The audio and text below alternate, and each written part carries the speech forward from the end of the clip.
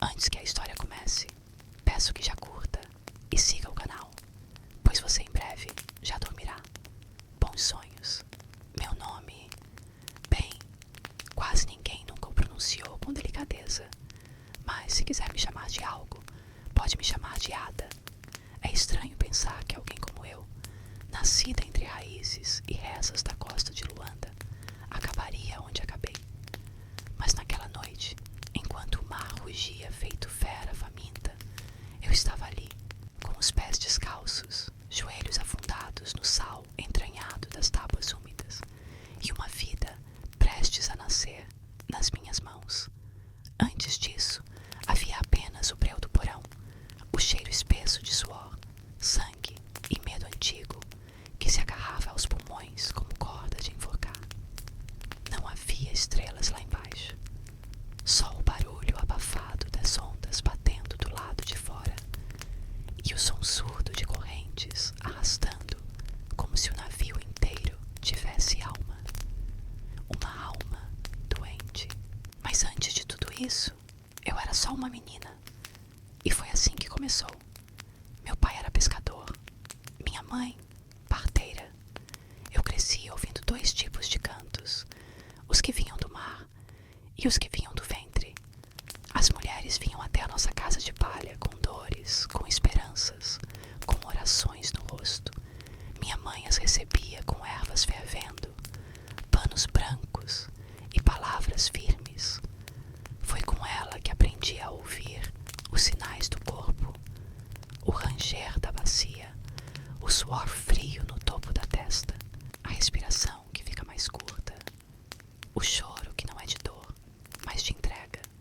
Quando completei 14 anos, minha mãe colocou minha mão em cima da barriga de uma mulher prestes a dar à luz e sussurrou: "Sinta, a vida quer sair, mas precisa de coragem." Foi ali que descobri que meu dom não era só ver a dor, era atravessá-la junto com quem carregava. Mas o destino é um bicho cruel. Vieram de madrugada, com tochas, botas e armas. Ninguém corre quando vê luzes no escuro, porque a luz ali significava destruição. Me amarraram junto com outros tantos. Choros, gritos, vômitos. Eu não chorei, não por bravura, mas por desespero mudo. Vi minha mãe cair no chão, com os olhos abertos, sem mais vida, e eu fui jogada no navio como um saco de café, como carga. Era 1791, e o navio se chamava La Vierge Noire, a Virgem Negra, um nome bonito para um inferno flutuante. No porão não havia noite ou dia. A única luz que entrava era a de uma vela solitária, que um marinheiro deixava acesa quando precisava me chamar. "Parteira!" Era assim que gritavam, como se eu fosse um pedaço de corda, como se o dom que eu tinha fosse mais uma função da tripulação. Não se tratava de compaixão, era medo de perder a mercadoria. Porque, sim, mulheres grávidas também eram acorrentadas, e seus filhos, se nascessem vivos, seriam vendidos como bônus. Mas eu, mesmo sendo prisioneira, mesmo com feridas abertas nas costas e tornozelos, eu ajudava. Por quê? Porque no fundo, eu ainda acreditava que cada nascimento era uma pequena rebelião contra a morte. Naquela noite, que ainda vive em mim como um sussurro constante, me chamaram às pressas. A mulher estava em trabalho de parto há horas, fraca, desidratada, com as pernas inchadas e os olhos fora de foco. Ela me olhou, não pediu ajuda, só me encarou como se soubesse que ali nenhuma palavra era necessária. E eu ajoelhei, passei minha mão por baixo da barriga dela e senti: "Está vindo." Sussurrei, mesmo sabendo que ninguém ali ouvia palavras, só sons.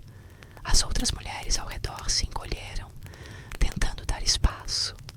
O ar estava grosso, quente, cheirava a medo e placenta. Peguei o pano que escondia embaixo da minha saia, o último que tinha da minha mãe, e o preparei.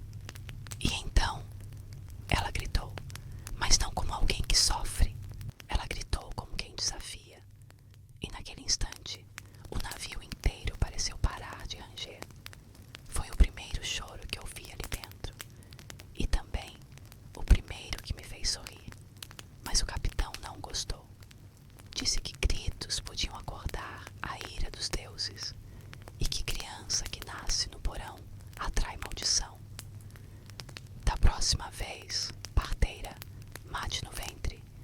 Essas foram as palavras dele. Mas eu nunca obedeci. Nunca obedeceria. Porque, mesmo ali, mesmo entre correntes, existia algo mais forte do que qualquer aço. O som de uma vida nova dizendo ao mundo que não seria calada. Na primeira semana, eu achei que morreria. Não pela fome, nem pela febre, mas pelo silêncio. O silêncio de dentro, sabe?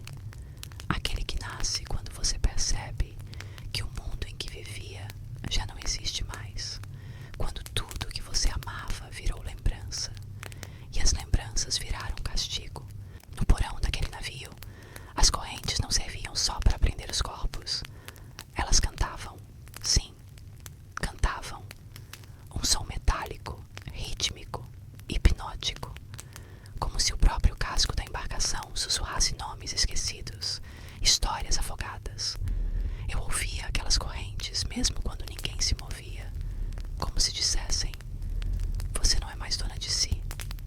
E às vezes acreditava nisso. Tive que aprender a me calar com os olhos, a falar com as mãos, a chorar para dentro.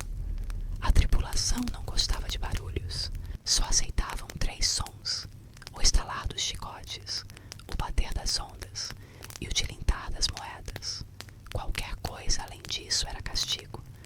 Mas os corpos falavam, mesmo sem permissão.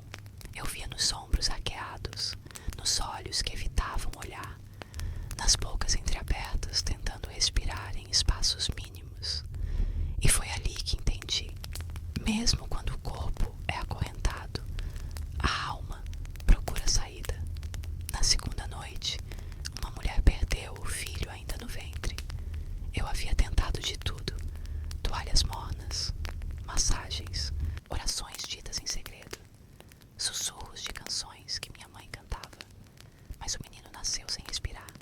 Tentei reanimar, soprei, esfreguei o peito dele, ajoelhei no chão e pedi a Deus que fizesse um milagre. Só aquele, mas nada. A mulher apenas me olhou, sem lágrima alguma, como se seu espírito tivesse saído antes da criança. A dor dela me esmagou. Não gritou, não se debateu, só se apagou por dentro.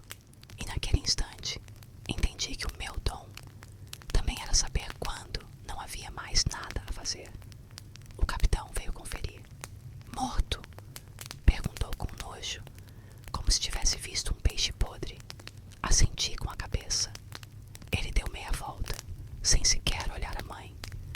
Mas antes de sair, largou uma frase que cortou mais do que qualquer chicote. Menos um para alimentar. Fiquei com a criança nos braços por horas. Não conseguia soltá-lo. Não era meu filho, mas era um pedaço de todos nós. Ali, entre o cheiro de sal, urina e ferrugem, abracei aquele corpinho frio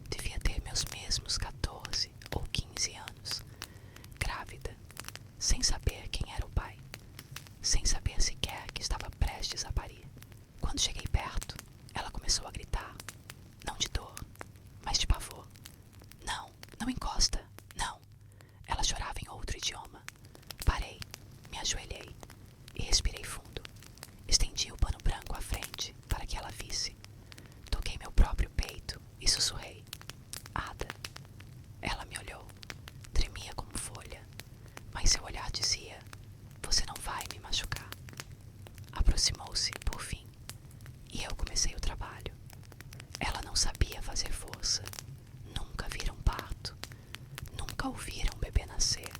Tudo era novidade. Tudo era desespero. Eu cantava baixinho, uma cantiga que minha mãe usava para acalmar dores de alma e ventre. Aos poucos, o corpo dela respondeu. A natureza tem essa força. Mesmo no fundo do inferno, horas depois, uma menina nasceu. Fraca, pequena, mas viva. A jovem me olhou, suada, exausta, e apertou minha mão. Não falou nada, mas eu soube. Ela voltava a acreditar que era capaz de gerar algo bonito. Guardei a menina comigo naquela noite, fiz uma trouxinha com um pano branco e a coloquei junto ao meu peito. Ela dormia, e enquanto ela dormia, eu chorava, não de tristeza, mas de esperança. Ali, naquele porão amaldiçoado, havia um milagre roncando baixinho em meu colo, e eu soube, enquanto houver um só nascimento, ainda existe resistência. Na manhã seguinte, o capitão desceu. Queria ver a criança, ver se estava aproveitável. Olhou, fez careta, disse: pequena demais, pode não durar, mas foi embora sem ordenar que fosse jogada ao mar. Talvez porque estava de bom humor, ou talvez porque tinha medo de mim. Alguns da tripulação me olhavam com olhos diferentes, temiam minha presença. Diziam que eu falava com os mortos, que eu carregava feitiço no sangue. Eu deixava pensar. O medo, às vezes, era a única proteção que eu tinha. Certa vez, um marinheiro me puxou pelo braço. Queria me usar. Era jovem. Cheirava a cachaça e marra. Me encurralou perto das escadas, sussurrando obscenidades em francês. Mas antes que pudesse fazer algo, outro marinheiro interveio. Um homem de barba grossa, cicatriz no rosto. Não sei o nome dele até hoje, mas ele gritou: ele é sorcière, ela é feiticeira. E o outro recuou, assustado. Eu fiquei parada, fingindo ser mais poderosa do que era, fingindo que poderia invocar relâmpagos se quisesse. Às vezes fingir salva a vida. Na terceira semana, a água potável começou a faltar. Bebíamos só quando autorizavam, e era pouco. Crianças choravam de sede, mulheres desmaiavam, homens ficavam insanos. Um deles arrancou a própria unha com os dentes. Outro começou a bater a cabeça contra a madeira até desmaiar. O desespero tem cheiro, é ácido, corrói tudo. Foi nesse momento que passei a guardar saliva na boca. Sim, guardava saliva e dividia com os recém-nascidos, molhando seus lábios para que sentissem algum alívio. Era pouco, mas era tudo o que eu podia dar. E então veio a tempestade. Uma que parecia querer engolir o mundo. O navio balançava como um berço de criança e caixão de morto, tudo ao mesmo tempo. O porão se enchia de água. Gente gritava. Correntes batiam como sinos de pânico. Eu segurei as crianças nos braços, me agarrei às madeiras. Gritei nomes de santos que nem sabia se existiam. E naquele caos vi algo que nunca esquecerei. Uma mulher cantando, com a cabeça erguida, olhos fechados, ela cantava. Uma melodia ancestral, em uma língua que nem sei nomear. E seu canto acalmou tudo, pelo menos dentro de mim, enquanto o mundo parecia ruir. Aquele som dizia: você não está sozinha. Quando a tempestade passou, muitos estavam mortos, outros enlouquecidos, mas eu ainda estava ali e decidi que contaria essa história um dia, não para assustar, mas para lembrar. Lembrar que até nas trevas mais fundas a luz encontra frestas e que uma parteira, mesmo acorrentada, ainda pode fazer nascer algo que ninguém pode prender: a esperança. Meu corpo já não sentia dor como antes, talvez por costume, ou talvez porque o que doía agora era diferente. Não eram mais os hematomas, as feridas ou a fome. Era a dor de lembrar quem eu fui. Lá no fundo,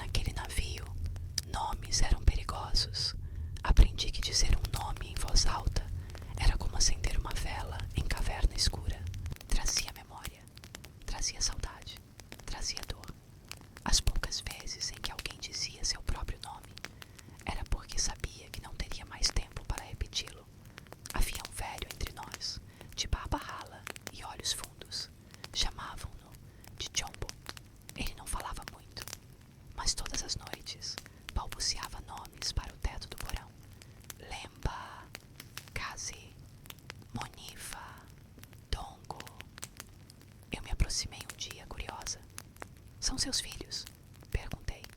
Ele não respondeu. Só apontou o dedo para o céu invisível, além das tábuas, e murmurou. Meus mortos. Ele não queria esquecê-los, e eu entendi. Ali, naquele navio, lembrar era resistir. Na quarta semana, algo começou a mudar em mim. Não sei se era o cansaço ou o tempo, mas passei a sentir presenças. Não as das pessoas, essas eu via e tocava, mas outras que pairavam, que se escondiam nas sombras do porão, que caminhavam entre nós quando todos dormiam. Não me davam medo, ao contrário, me davam força, como se me observassem, como se esperassem algo de mim. Foi numa dessas noites que tive um sonho. Eu caminhava sozinha pela praia. A areia era vermelha, o céu roxo. Havia vozes na espuma do mar, sussurrando meu nome. Lá na frente, minha mãe me esperava, sentada, como uma criança no colo. Ela me olhava, sem dizer nada, mas seu rosto dizia tudo.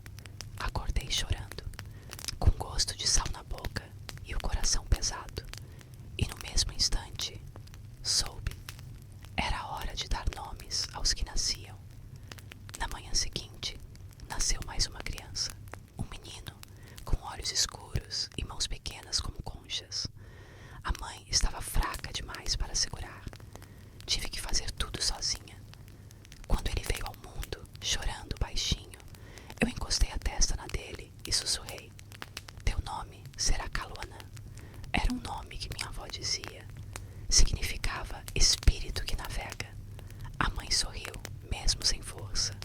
E naquele instante, algo mudou no porão. Outras mães começaram a me pedir. Dê nome ao meu também. E eu dava. Nomes que vinham da terra, do mar, dos sonhos. Nomes que ninguém poderia tirar. Porque onde há nome, há história.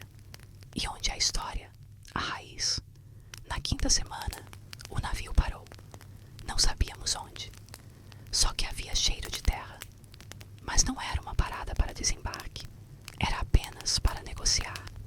Os homens subiram com algumas mulheres e crianças.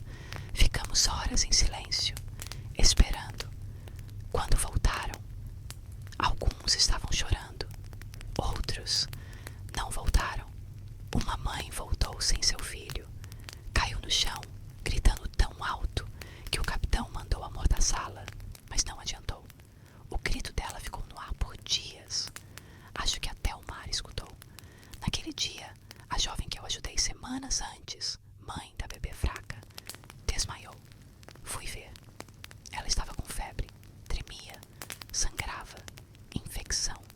Comecei a preparar um remédio com o pouco que tinha. Casca de limão seca, restos de água fervida e a esperança pendurada no olhar. Fiquei ao lado dela por 2 dias seguidos, sem dormir. A bebê também adoeceu. Enrolei as 2 em panos quentes. Coloquei as 2 no meu peito e cantei.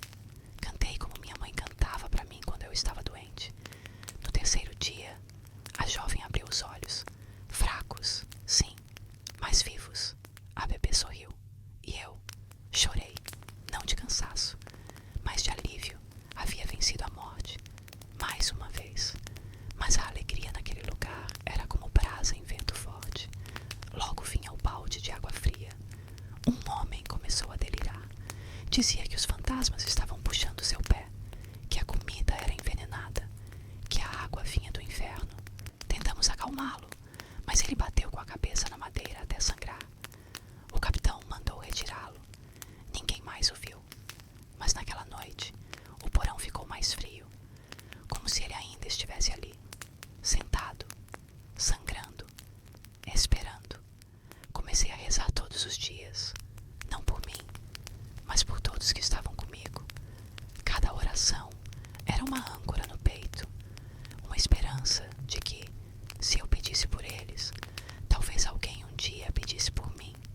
E nessa oração incluía até os que me maltratavam, não por perdão, mas por proteção, porque no fundo o ódio só me pesava e eu precisava de espaço para amar os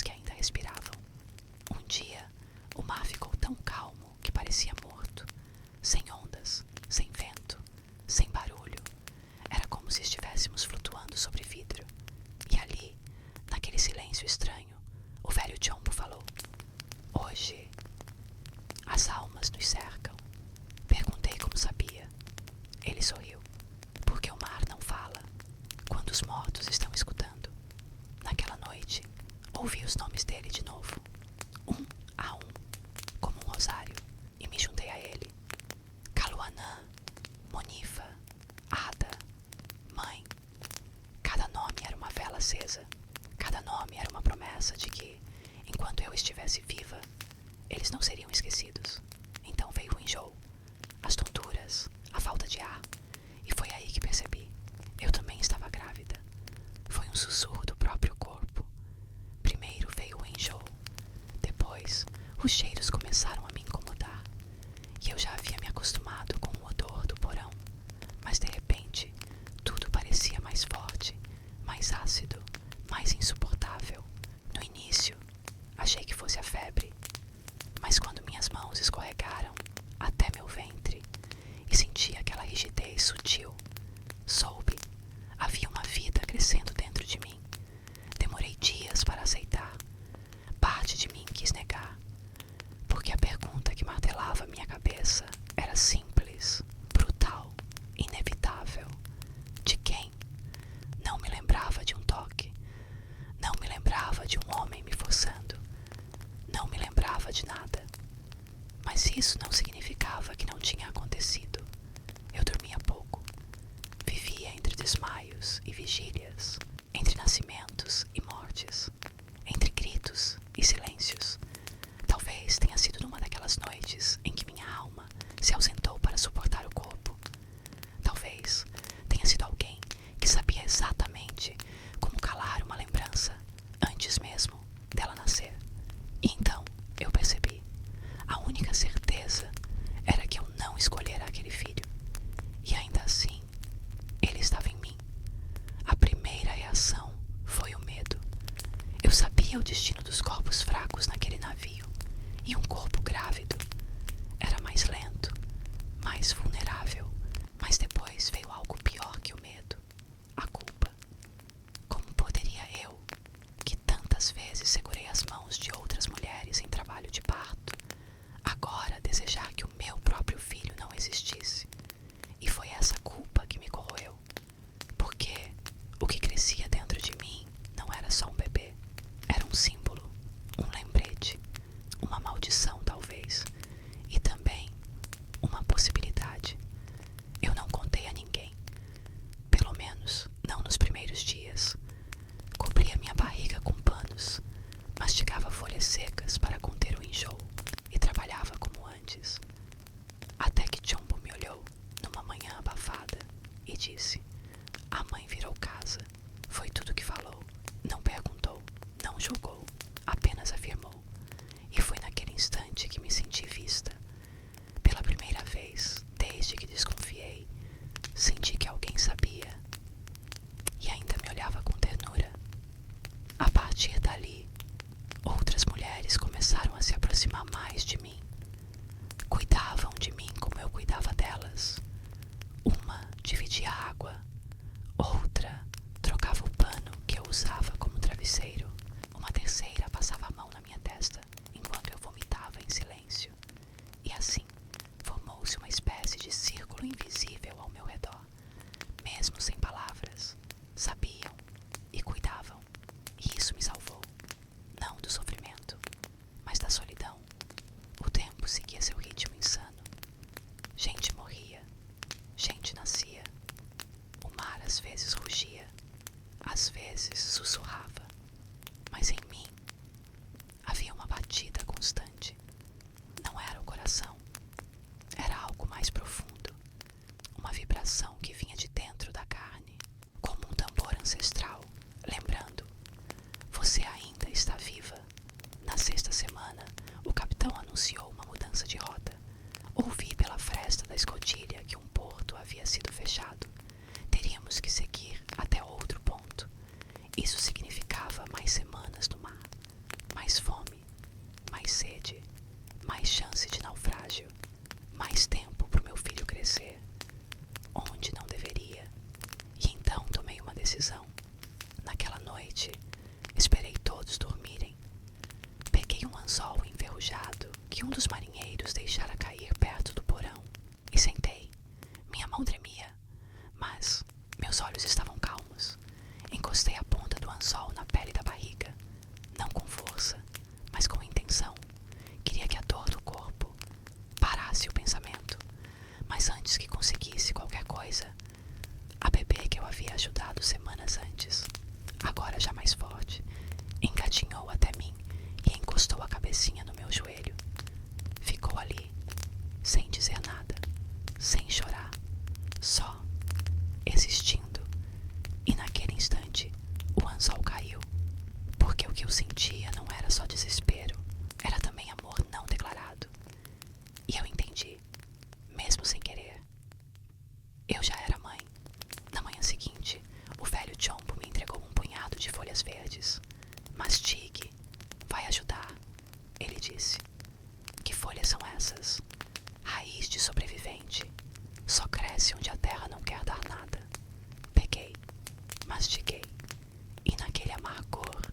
senti uma força nova brotar, como se a própria natureza dissesse: você ainda pode resistir. O navio seguia, as correntes seguiam, os gemidos noturnos, os lamentos abafados, as orações escondidas.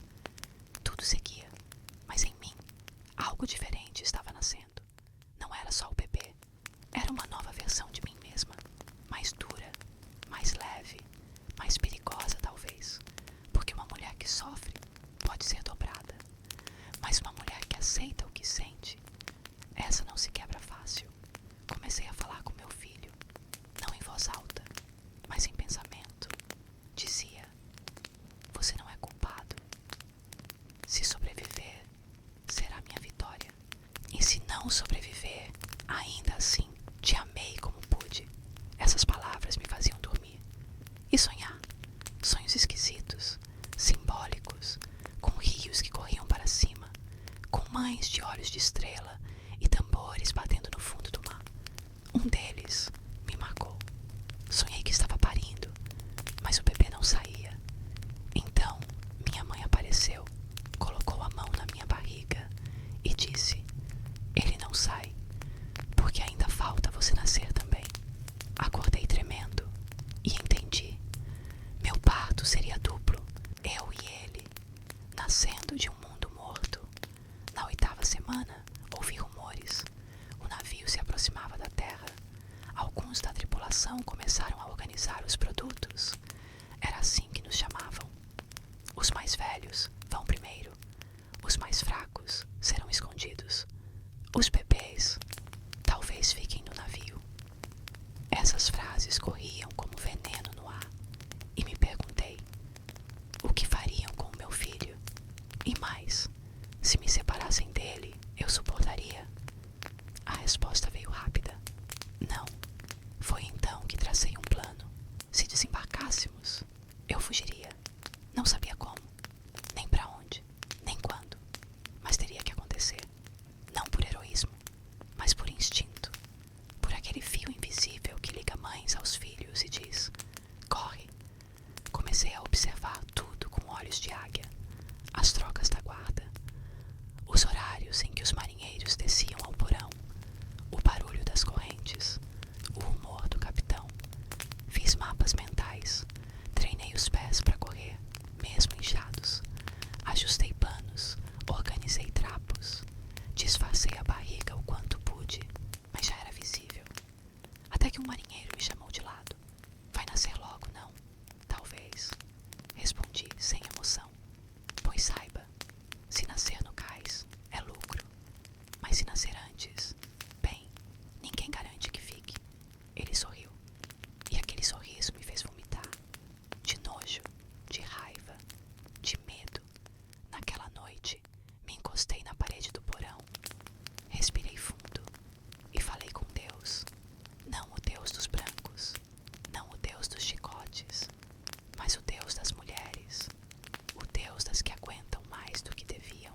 O Deus das que sangram caladas. O Deus das que são mães sem nunca terem sido filhas. E pedi: me dá coragem, só isso, só coragem. E o navio estalou, como se respondesse. Diziam que estávamos perto da costa, mas tudo o que eu via era água. Água por todos os lados. Água nos olhos dos que choravam. Água nos ossos dos que esperavam. Água nas promessas que nunca se cumpriam. E ainda assim, algo em mim começava a inchar além do corpo. O bebê, ele já não era mais segredo. Era presença. Cada movimento dele dentro de mim era um sussurro de que o tempo estava acabando. E que logo eu não seria apenas passageira, seria mãe. Mãe no inferno. O capitão desceu ao porão com um mapa nas mãos e um olhar de pressa. Disse em voz alta: mais 3 dias. Mas não falou para nós. Falou para os marinheiros, como quem anuncia a chegada de carga. 3 dias. Eu repeti isso como quem conta até o fim. 3 dias para nascer, 3 dias para fugir, 3 dias para decidir entre correr ou morrer tentando. Meus pés estavam inchados, minha coluna latejava, minha respiração mais curta. E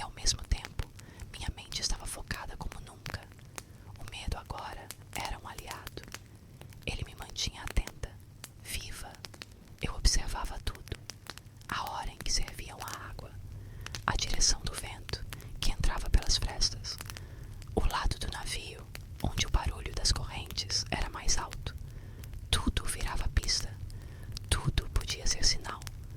No segundo dia, ajudaram uma mulher a parir gêmeos. O parto foi difícil. O segundo bebê quase não veio. Eu gritei. Chorei. Sangrei com ela. Quando tudo terminou, a mãe estava desmaiada. E eu estava em pedaços. Mas os bebês, vivos, e isso bastava. A tripulação estava inquieta. Falavam de revoltas, de fugas, de feitiçarias. Uns diziam que os prisioneiros estavam tramando algo.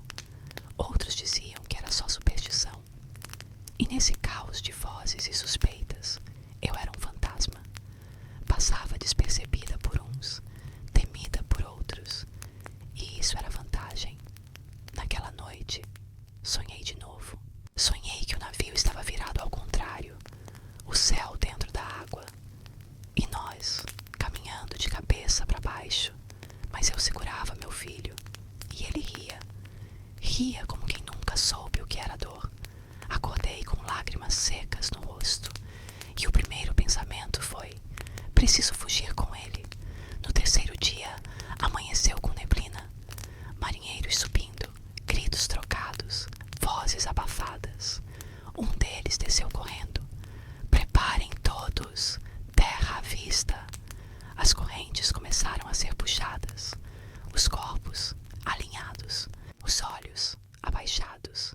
Mas no meu ventre, algo subia, uma dor quente, profunda, espessa como óleo. Meu corpo estava entrando em trabalho de parto. Tentei esconder. Sentei, fiz respiração curta, cruzei as pernas, mas outra contração veio e meu corpo tremeu. A mulher ao meu lado segurou minha mão. Vai nascer? Ela perguntou, sem som, só com os olhos. Assenti. Vamos te ajudar. E ali, no fundo do porão, 3 mulheres fizeram um escudo humano ao meu redor. Jumbo se posicionou perto da escada, vigiando. Outras fizeram cantoria baixa para abafar os sons. E eu me entreguei. A dor vinha em ondas. Me fazia esquecer onde estava, quem eu era, o que era o tempo. Só existia a contração, a pressão, a vontade de viver. Gritei, mas o grito ficou na garganta. Mordi um pedaço de pano. Minhas mãos agarravam as madeiras.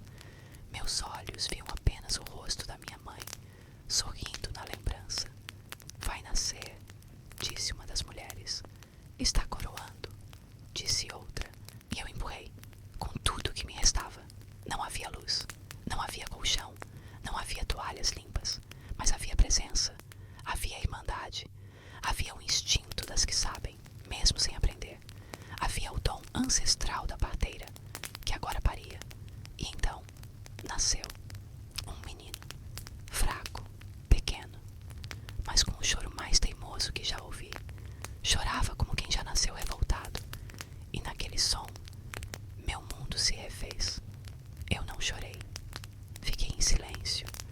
Apenas o abracei. Senti seu calor contra o meu, seu peito minúsculo pulsando como tambor de maracá. Alguém perguntou, qual o nome? E eu sussurrei, Opaluaê. Nome de cura, nome de recomeço, nome de quem pisa na doença e transforma em semente. Mas o tempo corria. O navio já se preparava para atracar. O plano precisava acontecer, mesmo com dor, mesmo sangrando, mesmo sem garantia. Eu iria fugir.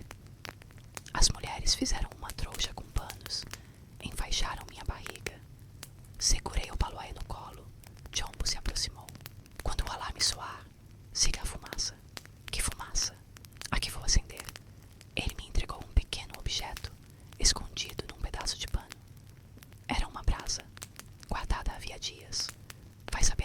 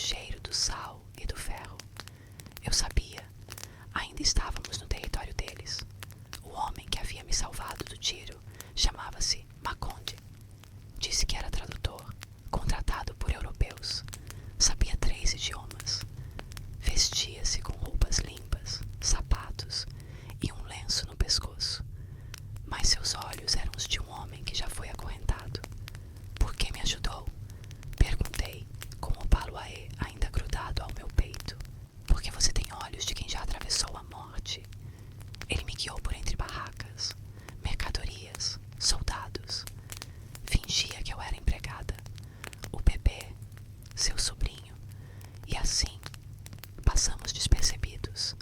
Me levou até uma cabana afastada, perto de um manguezal. Lá dentro, outras mulheres, feridas, quietas, mas vivas. Aqui é onde o silêncio se cura, ele disse. Fiquei. Por dias fiquei. Não falava, não chorava, apenas respirava com meu filho no colo. Ele mamava pouco, mas me olhava muito, como se esperasse algo de mim, como se soubesse que eu ainda não havia voltado. Aos poucos, o corpo foi voltando ao eixo. As dores diminuíram, a pele cicatrizou, as mãos pararam de tremer, mas a mente, essa não voltava. Toda noite eu sonhava com o porão, com as mulheres que deixei, com os nascimentos, com os nomes que dei e com os que nunca chegaram a nascer. Maconde me trazia água de ervas. Isso ajuda a alma a voltar, dizia. Às vezes sentava ao meu lado e ficávamos em silêncio por horas. Um dia ele me deu uma pequena concha. O mar leva, mas também devolve. E eu chorei, não por tristeza, mas por ter sido vista de novo. Comecei a ajudar na cabana, lavava feridas, cantava para as crianças, preparava panos, e quando o sol se punha, ensinava as outras a ouvir os batimentos de uma barriga grávida. Sente? Sim, parece tambor. É isso. É vida. É aviso. O baluaê crescia rápido. Era pequeno, mas firme. Não sorria muito, mas quando sorria, era como luz em noite fechada. Eu o vestia com panos velhos e cantava cantigas da minha infância, as poucas que ainda lembrava. E assim, aos poucos, fui voltando. Mas voltar não era esquecer, era lembrar de forma diferente. 2 meses se passaram. O porto se encheu de novos navios, mais mercadoria, mais soldados, mais sofrimento. E junto com isso, chegaram rumores. Uma revolta está vindo. Estão se organizando. O chão vai tremer. Maconde começou a sair mais. Falava pouco, mas seus olhos estavam inquietos. Até que uma noite, ele voltou com pressa. Ada, precisamos partir. Para onde? Para onde o grito ainda não foi calado. Organizamos tudo. Pegamos cestas, panos, folhas. Eu enfaixei o baluaê com cuidado. Ele já estava maiorzinho, mais atento. E partimos. 3 mulheres vieram conosco. Uma delas havia perdido o marido em fuga. A outra havia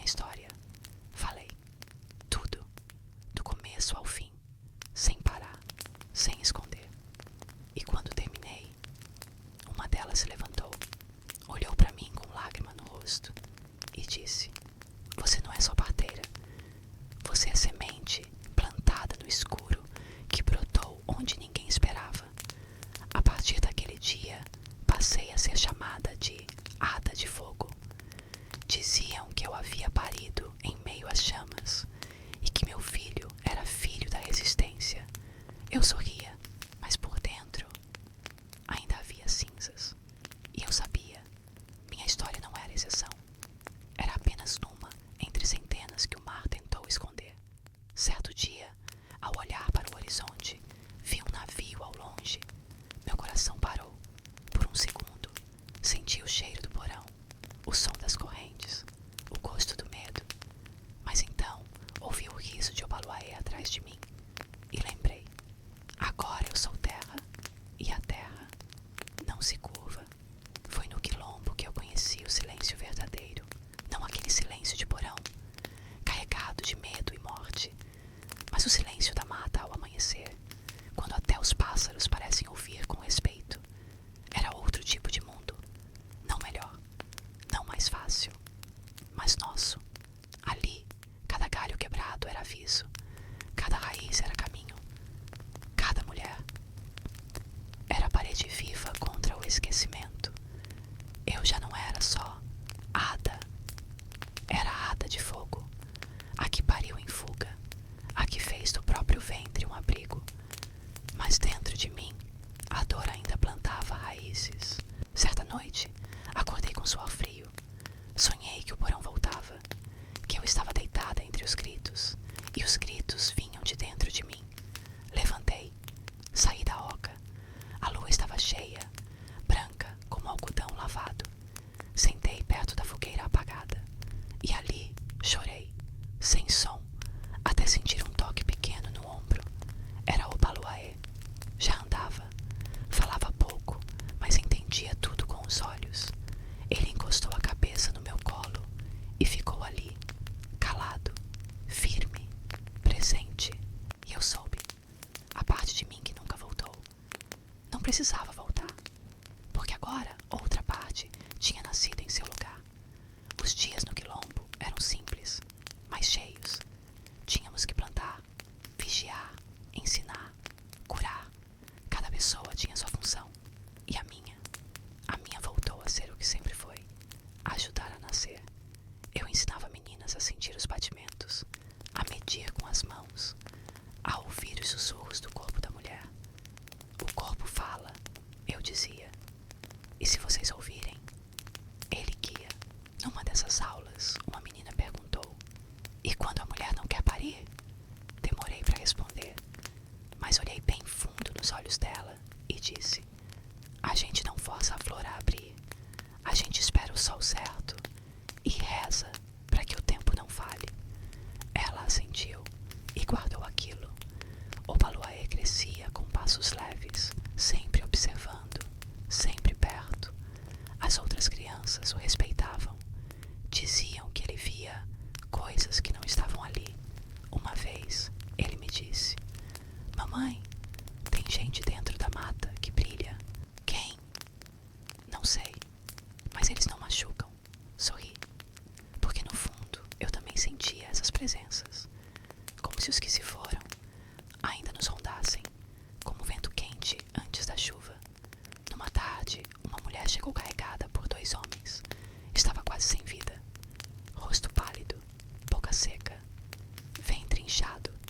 Era de outro quilombo, atacado na noite anterior. Ajudem ela, disseram. Deitei-a sobre folhas. Lavei seu corpo. Senti o pulso fraco. Ela estava em trabalho de parto, mas não tinha forças. Eu sabia que, se fizesse força demais, ela morreria. E se não fizesse, o bebê também. Então me ajoelhei, segurei sua mão, encostei minha testa na dela e sussurrei: vamos juntas, nem que eu precise empurrar com a alma. Foi o parto mais longo da minha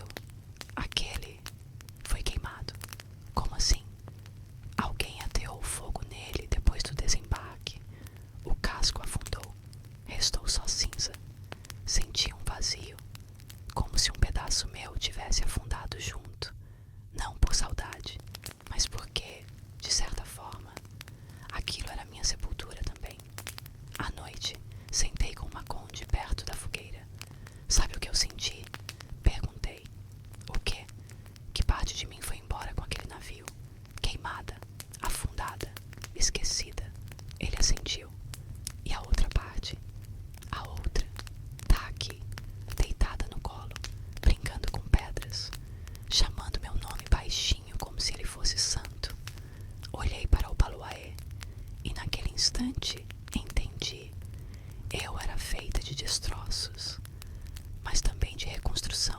Alguns dias depois, começaram os preparos para um novo nascimento. Uma jovem chamada Ula esperava seu primeiro filho. Estava nervosa, inquieta. Me chamou à noite, sentou perto e perguntou: Ada, e se eu não conseguir? Segurei suas mãos. Você já conseguiu? Como? Ainda nem nasceu.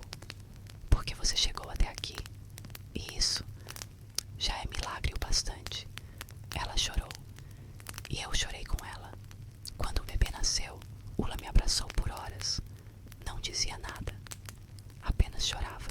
E naquela troca de lágrimas, entendi algo que minha mãe nunca chegou a me dizer com palavras. A parteira também precisa parir a sua própria dor e enterrá-la em silêncio.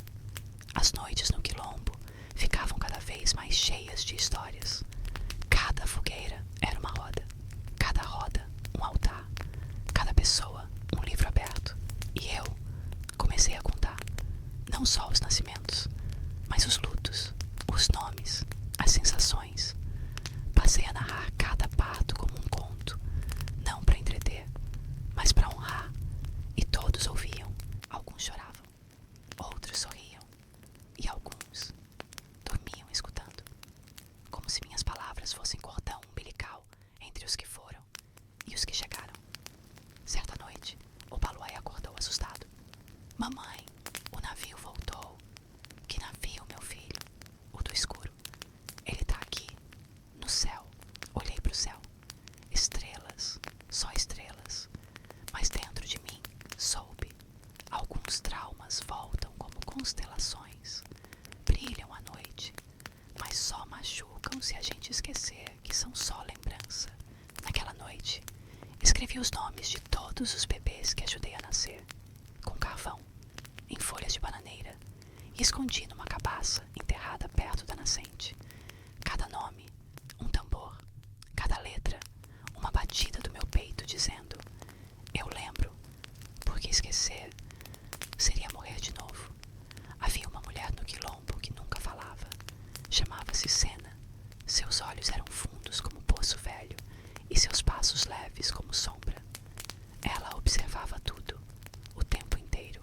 Cuidava das crianças, preparava raízes, limpava as trilhas, mas nunca dizia uma palavra. As outras mulheres diziam que ela havia perdido a fala no navio. Outras diziam que ela a entregou em troca da vida de uma filha. Eu não sabia a verdade, mas algo nela me puxava. Uma noite, enquanto eu preparava uma infusão de ervas, ela se aproximou, tocou meu ombro com suavidade e colocou uma semente em minha mão.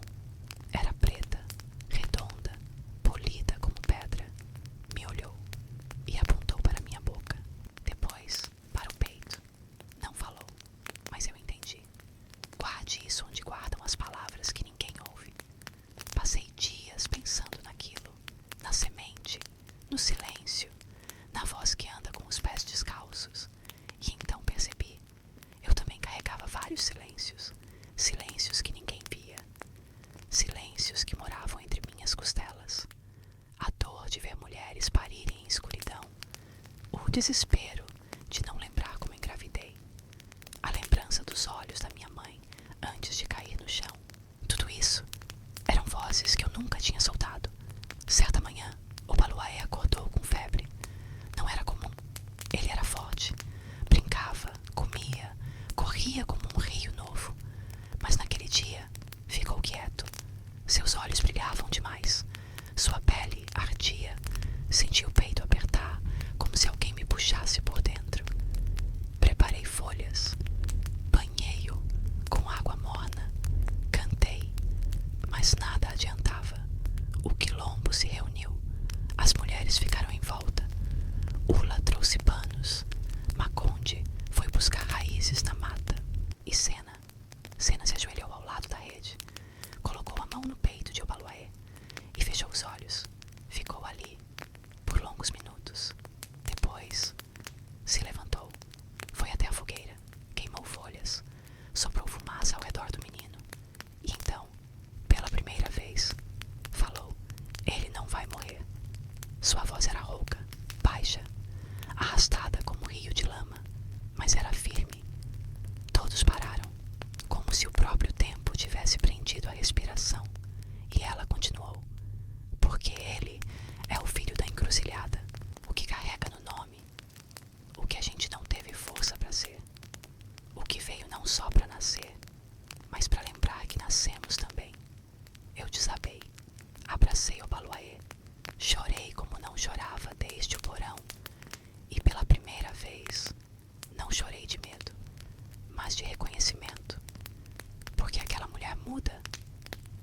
Havia falado o que nem eu sabia que precisava ouvir.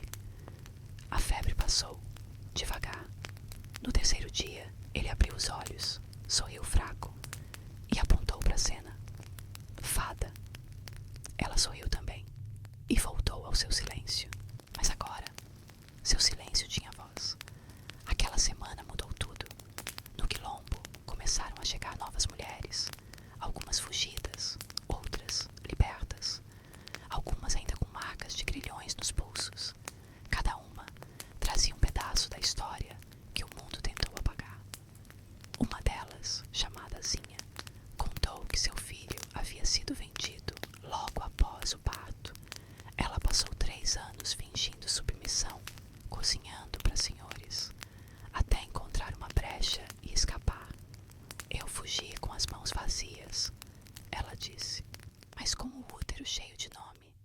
Um dia vou achar ele e vou dizer, você nunca foi esquecido. Fiquei em silêncio, mas por dentro meu coração batia como tambor de guerra. No fim daquele mês, preparei uma cerimônia. Não foi algo que planejei, foi surgindo, como dor de parto. Chamei todas as mulheres, pedi que cada uma escrevesse ou ditasse o nome de alguém que perderam, filho, marido, irmã, parte de si. Escrevemos os nomes em cascas de árvore, amarramos com cipó e levamos até o alto da colina, onde o vento soprava mais forte.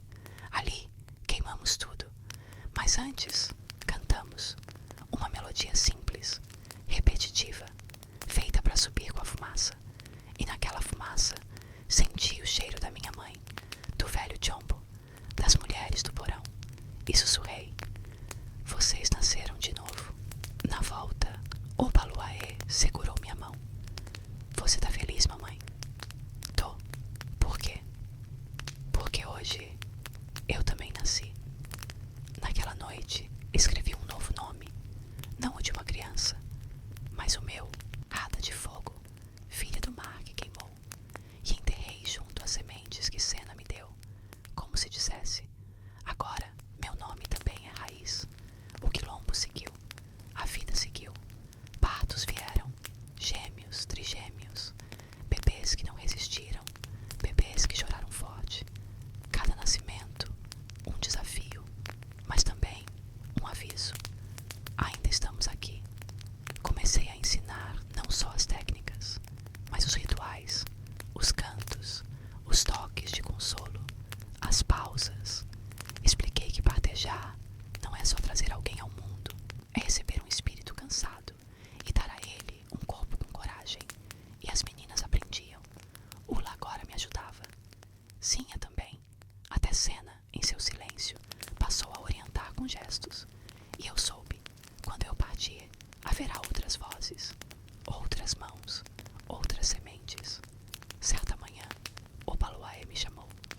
Mamãe, sonhei com um navio. De novo? Sim, mas dessa vez ele estava vazio. E o que tinha dentro?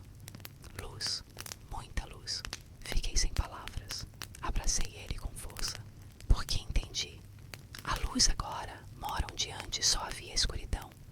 E o navio não é mais prisão, é lembrança transformada. No quilombo, ninguém escrevia cartas. Não havia papel, não havia para quem mandar.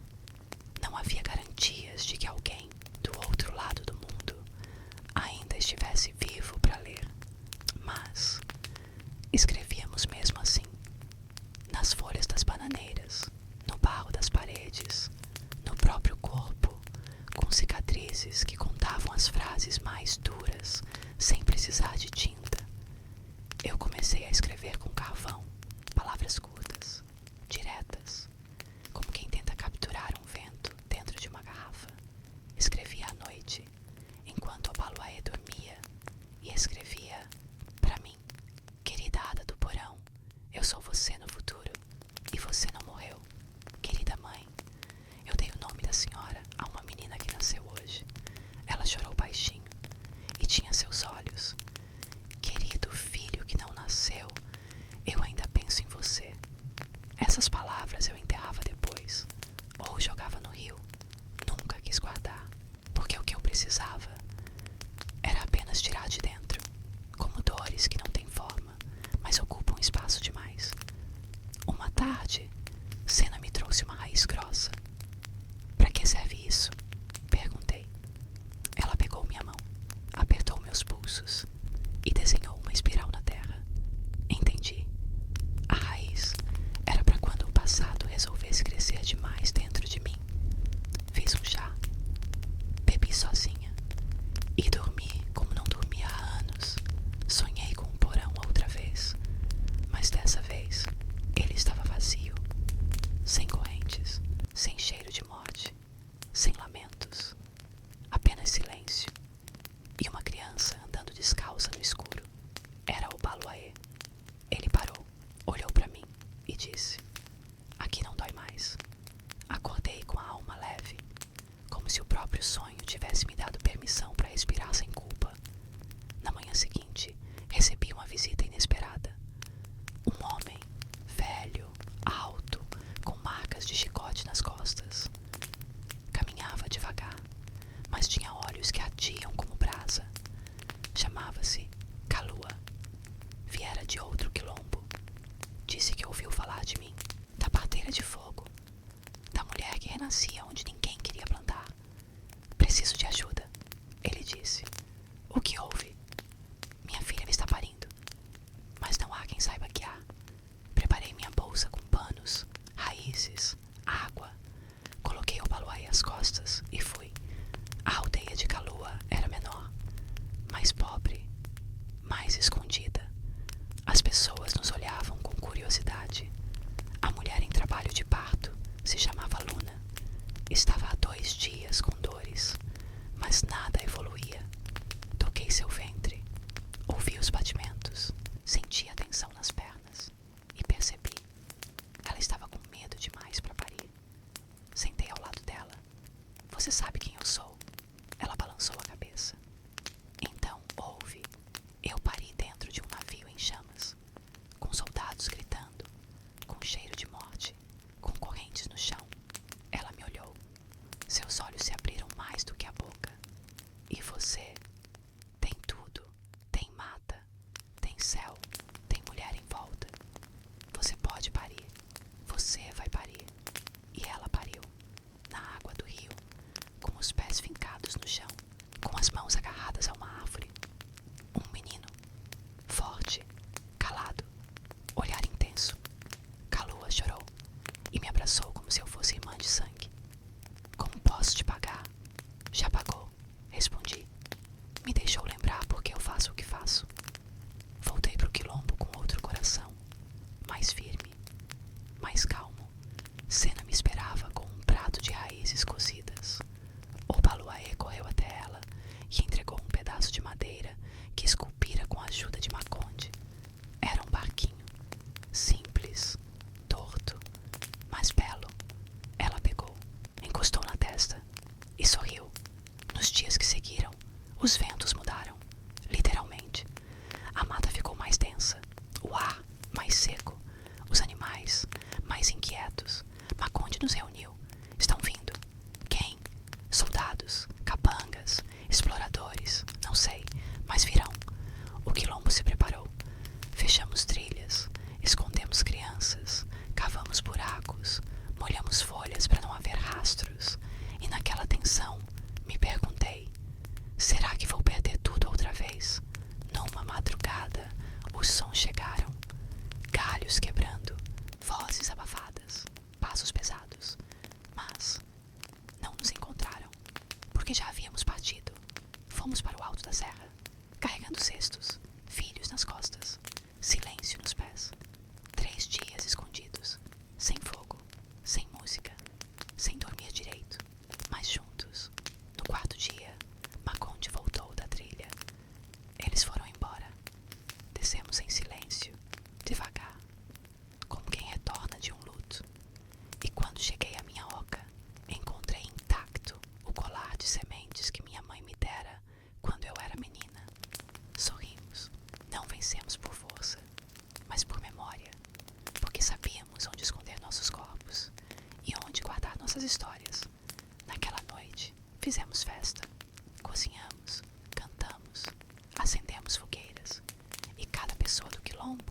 disse uma frase de gratidão. Quando chegou minha vez, falei: hoje eu entendo o que minha mãe quis dizer quando disse que o ventre é uma promessa. Olhei para o Baluaê, sentado no meu colo, e continuei. Porque o que a gente carrega muda o mundo, mesmo que o mundo não perceba. Naquela noite, escrevi mais uma carta. Não enterrei, nem joguei no rio. Entreguei para o Baluaê. Ele olhou. Não sabia ler ainda, mas sabia sentir. Segurou o papel contra o peito e disse: mamãe, isso vai ficar comigo? Vai, para sempre, enquanto você quiser lembrar. O tempo no quilombo não era contado por calendários, era contado por ciclos. A chuva vinha, o milho brotava, as crianças cresciam, as mulheres pariam e os velhos partiam. E, um dia, percebi que o Baluaê já não cabia mais no colo. Corria pelos matos como quem conhecia todos os atalhos do mundo. Perguntava sobre tudo e toda noite escrevia nas pedras, com carvão. Desenhava barcos, árvores, estrelas, olhos e um símbolo estranho. Uma espiral com 2 traços. O que é isso, filho? É o lugar onde tudo começa. Quem te ensinou? Eu lembro e eu não questionei. Porque algumas coisas não precisam explicação, apenas silêncio. Na colina, o quilombo plantou um jardim. Cada flor era o nome de alguém que havia passado por aqui. Sena, com mãos finas e olhos que viam o invisível, desenhava os caminhos. Maconde, agora mais velho, moldava pedras em forma de instrumentos. Sinha virou contadora de histórias. Ula, parteira como eu, já havia guiado 6 nascimentos com as próprias mãos. E eu me tornei a mulher que todos chamavam quando era preciso lembrar de onde viemos. Um dia, uma menina de 9 anos me perguntou: é verdade que a senhora nasceu no escuro? Pensei, sorri, mais ou menos. Mas como assim? Eu fui arrancada do meu chão, mas só me dei conta de quem eu era quando aprendi a nascer sozinha. Ela fez que sim com a cabeça. Depois perguntou: e dói? Dói. E passa, passa. E quando passa, a gente é outra. Certa noite, o Baluaê se aproximou do meu leito. Eu já não caminhava muito. Minhas pernas doíam, meus olhos mais vagarosos, mas minha mente clara como fogo sob folha seca. Ele sentou ao meu lado e disse: mamãe, eu sonhei com um navio de novo. E o que viu? Ele estava parado, no meio da água. Mas ninguém estava dentro.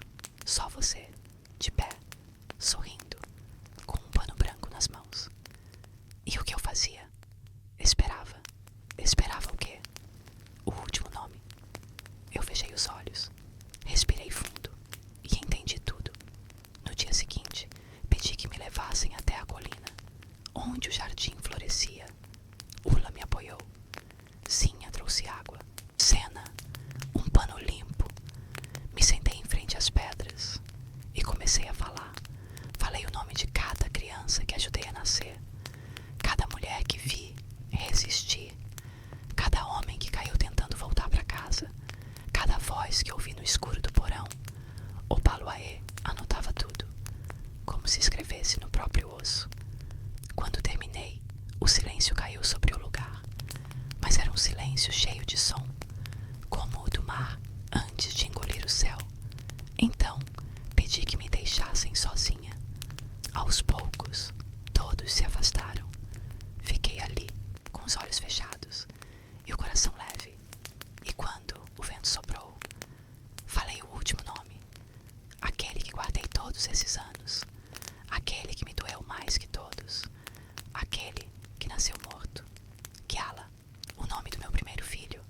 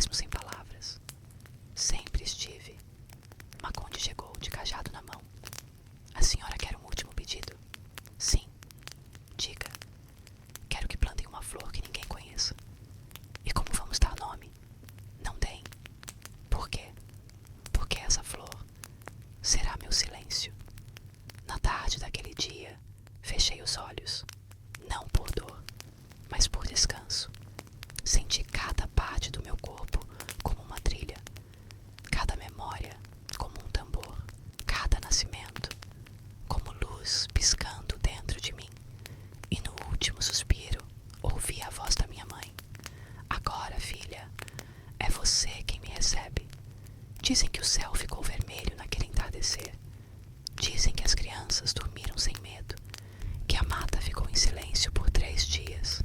E dizem que o Baluaê guardou minhas palavras num cesto de palha e prometeu contar cada uma delas a quem quisesse ouvir, a quem precisasse nascer de novo, a quem achasse que o escuro era o fim.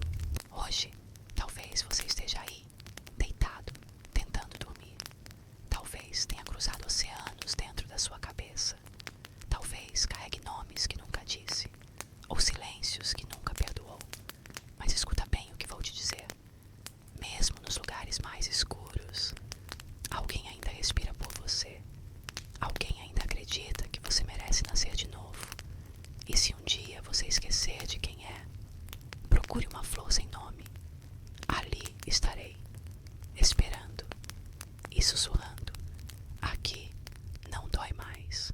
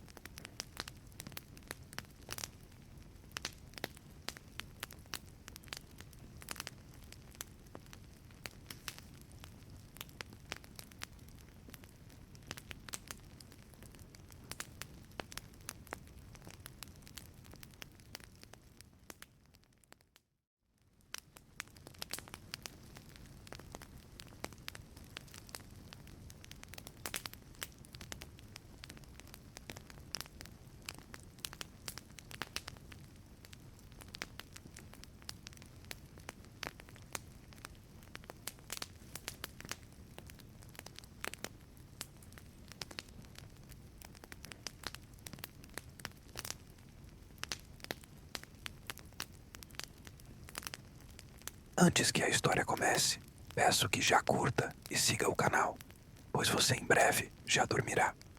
Bons sonhos. Chamam-me de muitos nomes. Uns me dizem Anubis da Madeira, outros Velho da Margem Sul. Mas no fim, todos sabem quem sou. Sou o barqueiro, aquele que atravessa o Nilo quando os outros dormem, quando o sol ainda não mostrou o rosto e os grilos fazem mais barulho do que os homens. Minha pele é do tom do próprio rio. Já não sei o que é pele e o que é limo, o que é ruga e o que é rachadura de madeira. Meus dedos têm calos que doem só quando não remam. E minha respiração, ela aprendeu a sincronizar com o ritmo da água. Sou velho, muito mais velho do que deveria. Mas enquanto o rio me chamar, eu sigo, porque o Nilo tem um jeito de sussurrar que poucos escutam. E eu aprendi a escutar, mesmo quando não queria. Tudo começou quando eu era menino. Meu pai também era barqueiro, e o pai dele antes dele. Nós não temos túmulo, temos barco, e quando morremos, dizem, o rio engole a madeira e deixa só o nome boiando. Na aldeia, isso era orgulho, mas para mim era sentença. Lembro do primeiro dia que remei sozinho. Era ainda criança, mas meu pai havia adoecido. O Nilo não espera menino virar homem, ele disse. Então fui, com medo, com mãos pequenas, com olhos arregalados. E naquela travessia, algo aconteceu. Algo que nunca contei a ninguém. Pelo menos não com palavras. A margem norte estava coberta por neblina, e quando me aproximei, vi 3 figuras esperando. Não falavam, não se moviam, só olhavam. Subiram no barco sem dizer palavra. Eu, apavorado, remei. Mas ao olhar para a água, não vi reflexo, nem sombra. Apenas a madeira, a água e eles. 3 passageiros invisíveis para o mundo, mas pesados como lamento. Quando chegamos do outro lado, eles desceram, calados. E no lugar onde pisaram, as flores murcharam. Daquele dia em diante soube que meu barco não era só de madeira. Era um lugar entre mundos. Os anos passaram. Fiquei mais forte, mais calejado, mais surdo para o povo e mais sensível para o rio, porque o rio fala e ele me conta quem vai subir, quem vai descer, quem está vivo e quem só finge que ainda respira. Durante o dia transporto cestas de papiro, barro e milho. Levo gente para aldeias vizinhas. Ajudo os sacerdotes a cruzar para cerimônias. Mas é à noite que o trabalho verdadeiro começa. Depois do último pássaro dormir. Depois da última lâmpada ser apagada. Depois que o silêncio vira uma espiral. É aí que eles chegam. Alguns vêm sós, outros em pares. Alguns choram sem som. Outros sorriem sem boca. E nenhum paga com moedas. Pagam com um nome sussurrado, um segredo, um arrependimento. Cada um carrega algo, algo que não pesa nos ombros, mas afunda o barco por dentro. Uma vez levei uma mulher com um véu azul. Falava baixinho com o rio, como quem pede desculpas. Ao descer na outra margem, entregou-me um anel de cobre. Era do meu filho. E por que me dá isso? Porque ele me perdoou, mas eu ainda não. Segurei o anel e nunca mais o tirei do bolso.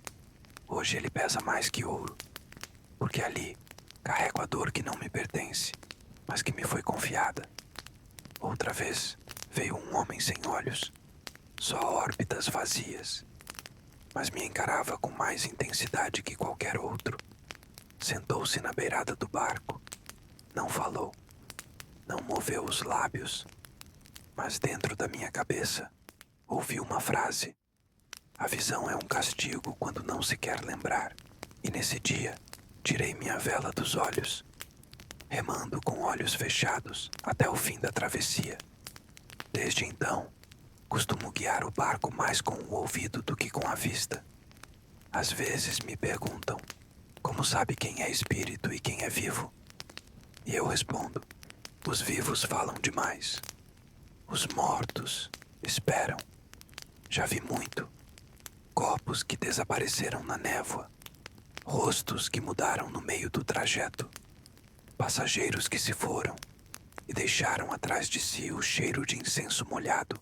O cheiro do luto fresco, mas nunca senti medo. Porque no rio, o medo não boia.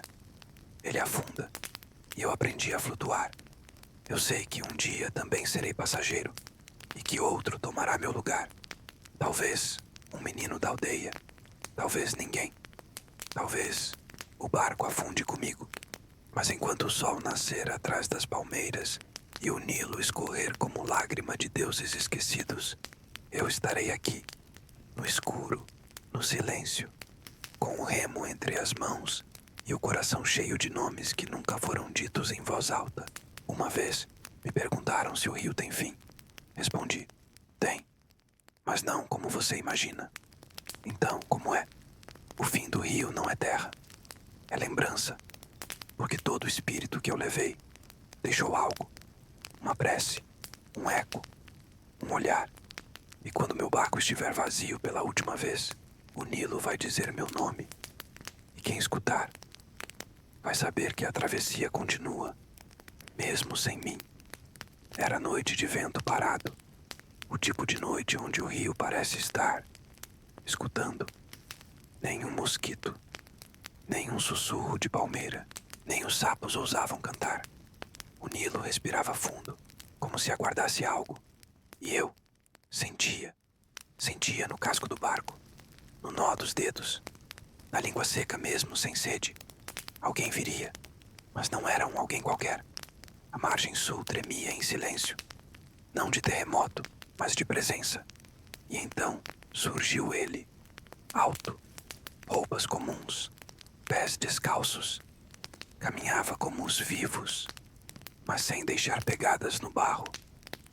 Boa noite, barqueiro, disse, com voz firme. Boa noite, respondi. Pode me levar à margem norte? Claro. Ele entrou no barco com facilidade. Sentou-se no canto esquerdo, onde os que se vão preferem ficar. Mas algo nele me confundia. Não tinha o silêncio dos mortos, nem o nervosismo dos vivos. Tinha incompletude. Comecei a remar. O barco flutuava suave, mas algo me empurrava para dentro da mente dele. Sim, mente. Porque alguns mortos pensam ainda. Os que partem com contas abertas, com nó na garganta, com saudade fresca, com palavra engolida. Esses continuam pensando. E ele estava lotado de pensamento. Qual seu nome? Perguntei. Sobek-Hotep. Um nome pesado, nome antigo, nome de sacerdotes. Já cruzou o rio antes? Não sei. A resposta me parou.